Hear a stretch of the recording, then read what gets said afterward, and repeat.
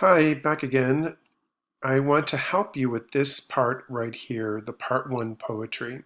So hopefully you already looked at this overview video and now open this up. And it's the poetry, and there are a couple of documents here. One is the terms and the definitions for you to learn over the next 6, 7 weeks or so. We'll start to learn a few of those today, but we'll work our way through those, just a couple of words per week, not a whole lot. What you want to open up is this right here. And here it is. And let me move this over a bit. Okay, let me walk you through this. First of all, write down here what you think a poem is. What is poetry? What are the things that if you had a poem in front of you, you would say, oh yeah, that's what we call a poem. Okay, what is it? What are its qualities? What does it have to have? Okay, the next thing is, what do you think prose is? So your history book is not poetry, it is prose. What do you think that is? So just try a little guess right there. Then move on here, and I have 4 selections for you, 4 pieces of writing.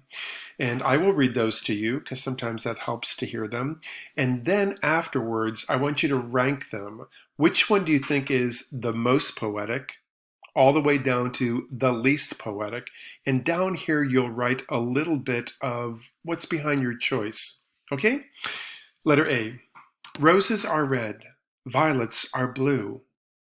I'm sick of staying inside, and my mother is too.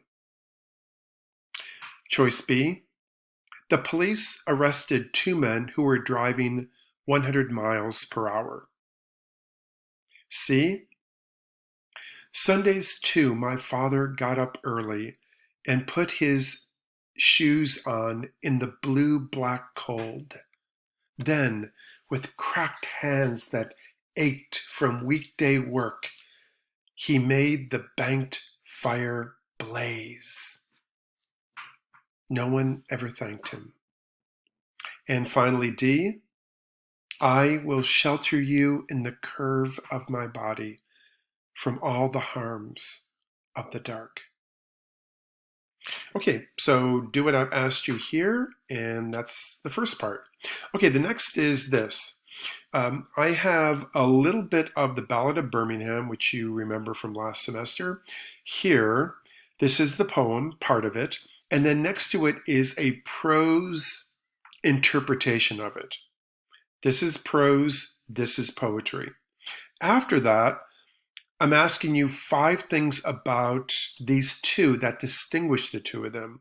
For example, are they different in terms of emotion? So you have to read them both and then get a feel for it and say something about it. Your answers should be specific and thoughtful, not just a yes or no. Give some reasons for it. Okay, so go through these, and there's a reason why I'm asking about these 5 qualities. Okay, when you've done that, then let's see, what do I have here? Yeah, now I'm just going to walk you through the definitions, but I don't want to really point those out to you yet. All right. First, I want you to give it a try yourself, and then you'll get to a possible definition of it.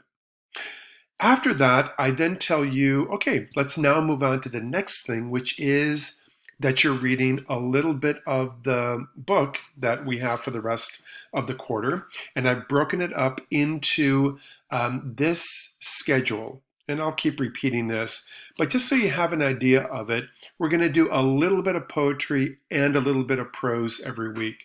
It just is going to work out better.